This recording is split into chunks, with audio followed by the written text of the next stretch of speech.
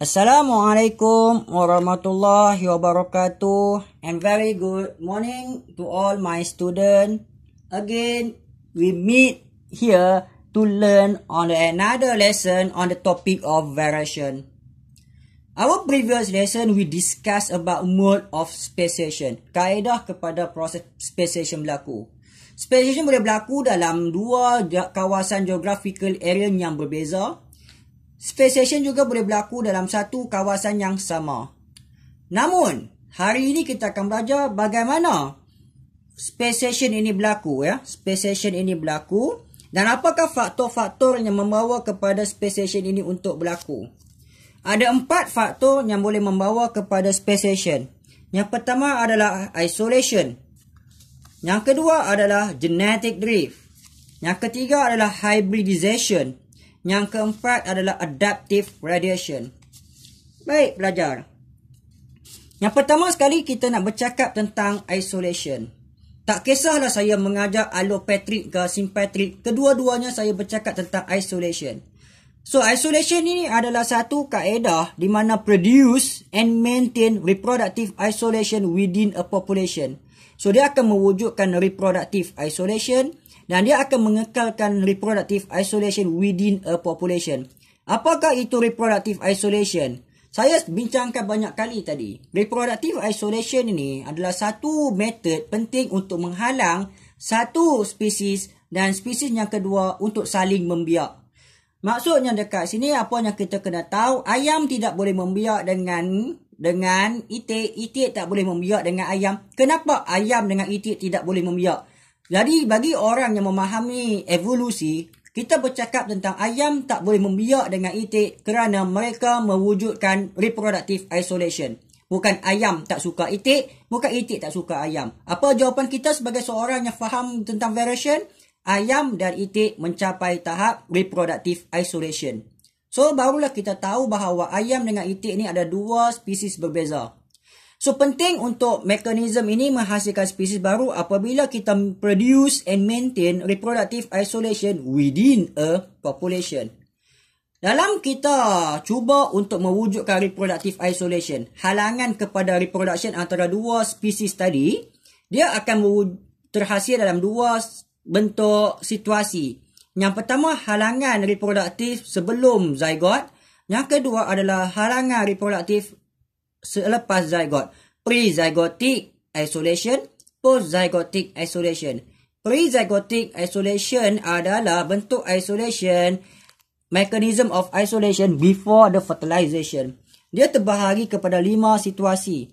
Yang pertama, halangan untuk reproduction itu berlaku disebabkan perbezaan tempat.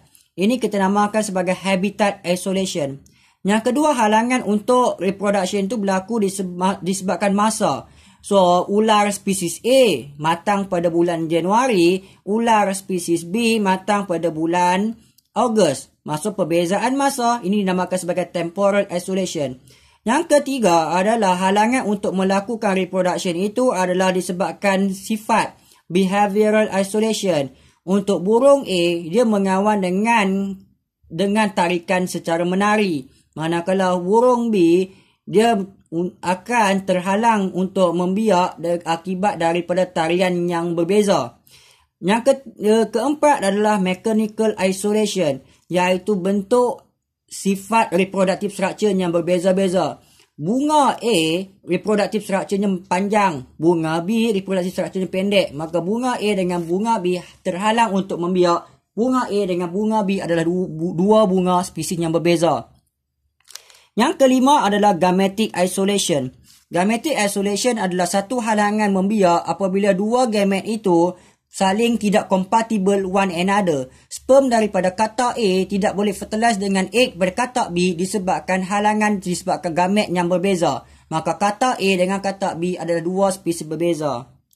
Ada juga halangan yang wujud selepas penghasilan zygote. Fertilization berlaku. Namun zygote ini tidak dapat menjadi zygote yang viable. Tidak dapat menjadi satu zygote yang baik. Ini dinamakan sebagai hybrid. Apabila pembentukan zygote, maka kita faham dia dipanggil sebagai hybrid. Yang pertama, hybrid inviability. Hybrid ini adalah gagal membesar menjadi embryo dan gagal menjadi adult. Hybrid sterility. Hybrid ini berjaya menjadi adult namun dia adalah sterile. Dia adalah mandul. Dan yang ketiga, hybrid breakdown.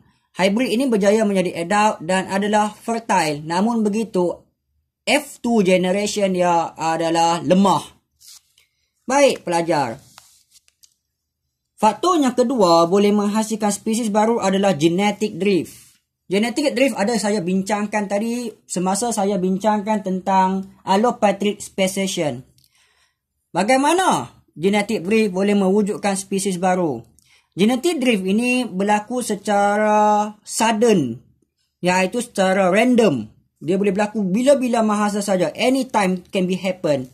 Dan dia akan mengubah allele frekuensi. Kalau sebelum itu allele tinggi sangat banyak, tiba-tiba berlaku situasi di mana allele tinggi dihapuskan, tinggal banyak allele yang rendah.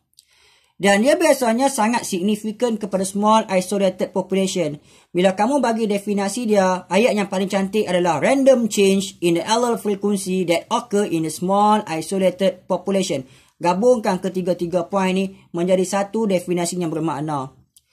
Genetic drift ini boleh mengubah allele frekuensi ini dalam dua perkara. Yang pertama, founder principle, iaitu pengasingan penduduk, pengasingan individu secara drastik. Yang kedua adalah bottleneck effect, iaitu reduction of the population size secara tiba-tiba by the natural disaster. Contohnya dekat sini tiba daripada 10,000 penduduk, tidak ada kesan genetic drift. Berlaku natural disaster menyebabkan populasi penduduk 10,000 itu menjadi 1,000. Untuk satu populasi penduduk 1,000, genetic drift adalah sangat signifikan. Ya, daripada 10,000 ada yang tinggi, ada yang rendah. Bila banyak berlaku gempa bumi, maka yang tinggi banyak mati. So ramai yang rendah. So yang rendah ini menyebabkan allele frekuensi berubah. Dia akan menghasilkan satu populasi rendah. Maka dalam tempoh yang panjang, rendah jumpa tinggi, rendah dan tinggi dua spesies yang berbeza. Ya, kita ada banyak kuda yang tinggi dan kuda yang rendah. Namun bila berlaku gempa bumi, banyak kuda yang tinggi mati, tinggallah kuda-kuda yang rendah.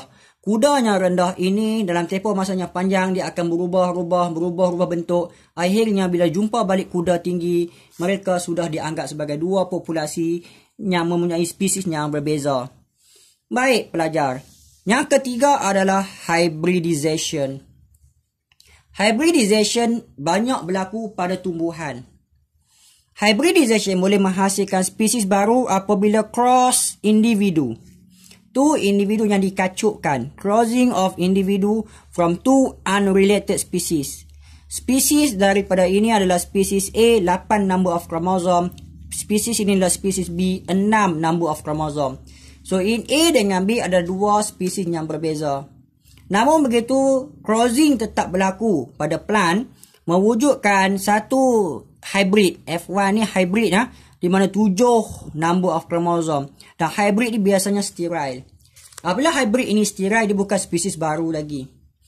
Dia adalah hybrid. They are not new species. They are hybrid. Sterile. Untuk hasilkan spesies baru mesti fertile. Namun pokok ni biasanya boleh jalankan asexual reproduction. Dan dia boleh berlaku mutasi pada plant dengan mudah hanya untuk survive. Mutasi pada plant biasanya plant ni mampu survive. So apabila the new mutation berlaku, number of chromosome daripada 7 menjadi 14. Ini dipanggil sebagai allopolyploidy. Pernah belajar allopolyploidy kan? So the number of chromosome is doubling of chromosome. So 14 number of chromosome ini maksudnya dia ada pair of homologous chromosome dan dia adalah fertile. So this is a new species, species C. Cabbage campur dengan salad, dia akan menghasilkan satu tumbuhan baru. So inilah kita panggil sebagai hybridization. Kacuk antara dua spesies yang berbeza menghasilkan anak yang panggil hybrid, dan hybrid yang sterile ini melakukan mutasi iaitu doubling of chromosome menghasilkan anak yang fertile. So anak yang fertile ni adalah spesies baru. Yang terakhir adalah adaptive radiation. Adaptive radiation biasanya daripada satu spesies jadi banyak spesies. So dia melibatkan proses divergent. Divergent ni macam pecahan. macam cahaya matahari ya. Oh, ini diverge. Ya, ada kesana diverge. Divergence from the single lineage, single species give rise to many new species. Species B, C, D, E that adapt to the new habitat. Ini jadi spesies B survive untuk habitat panas. A jadi C survive untuk habitat berangin. A jadi D survive untuk habitat yang redup. Dan A jadi E survive untuk salji. So daripada satu lineage yang sama, dia menjadi spesies-spesies baru disebabkan adapted to the new environment. So bila bagi adaptive radiation ni, satu definisi yang panjang ni adalah is a process of divergences from the single lineage that give rise to the many new species which adapt to the new habitat. Itu saja pelajaran kita untuk factor that involve a formation of the new species. Daripada pelajaran ni kita rangkumkan. Kamu belajar speciation. Yang kamu belajar tentang kaedah untuk speciation.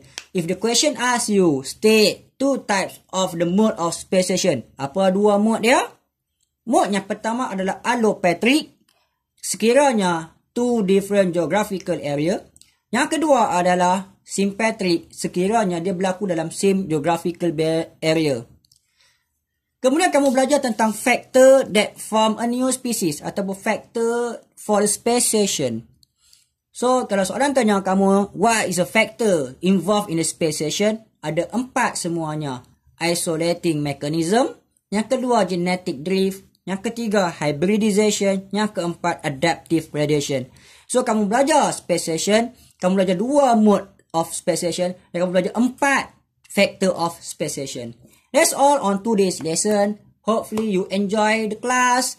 And I hope you understand the lesson. I hope you will be make your days very memorable. So that's all for today's lesson. Bye.